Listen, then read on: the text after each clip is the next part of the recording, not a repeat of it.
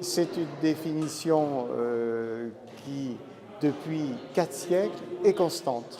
Elle n'a pas évolué depuis le dictionnaire Furetière de 1690, où c'est une partie d'un pays, jusqu'à la définition du Robert d'aujourd'hui, qui dit toujours que le paysage est une partie d'un pays. Mais cette partie d'un pays, c'est le pays, c'est le tout, et on est dans une partie, c'est-à-dire que ça déborde le cadre de ce qu'on voit. Et c'est pour ça que le regard ne peut pas tout embrasser, évidemment.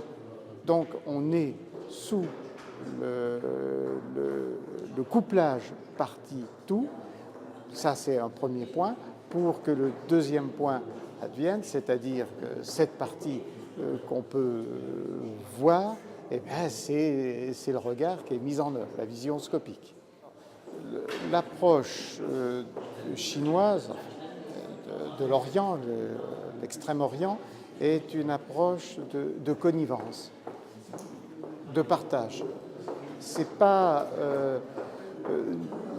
comme en Occident où c'est vraiment le sujet-objet qui a fait la connaissance qui a donné la puissance d'ailleurs à l'Occident pendant 4 siècles. C'est pas du tout ça. Ils ne se sont pas encombrés, les Chinois notamment, de ce couplage-là. Ils se sont positionnés tout de suite dans une ambiance culturelle où le paysage et après le jardin, qui est un paysage, un micro-paysage, était d'ordre pictural, calligraphique et donc de partage de lieux d'émotion. C'est un paysage littéraire. Ah oui, c'est une pensée. Hein, la langue pensée chinoise permet justement d'appréhender tout ce qui est de l'ordre de la connivence.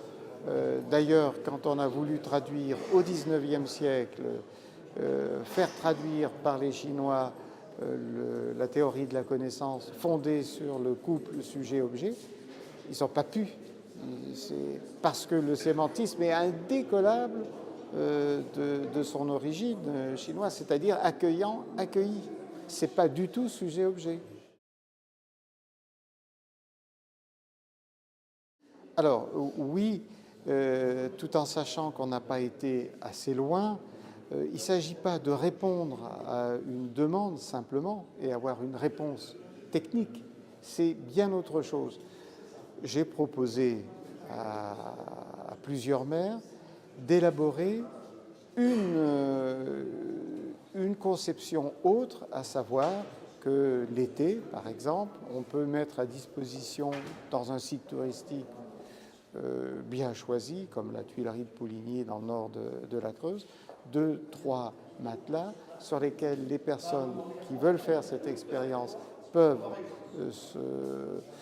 s'étendre et avoir une position tout à fait ouverte, couchée, et non pas la position de l'observateur debout, qui n'a rien à voir avec celle de celui qui est allongé sur un matelas et qui va toute la nuit écouter les vibrations de la nature, chromatique, de son, etc. Il y a vraiment toute une ambiance qui doit se faire autour. Ça, c'est une première proposition. Et avec le sénateur Lozac, on voulait aller plus loin, faire des ateliers géopaysages en fonction des grands cours d'eau de notre région, le Taurion, la Creuse et le Cher, et la Gartempe, pour pouvoir donc construire une pensée, une autre pensée du paysage. Et c'est à partir de cette pensée, nous espérions, en tout cas il fallait plus de temps, que nous aurions dirigé, enfin introduit les habitants sur une autre façon de vivre la nature.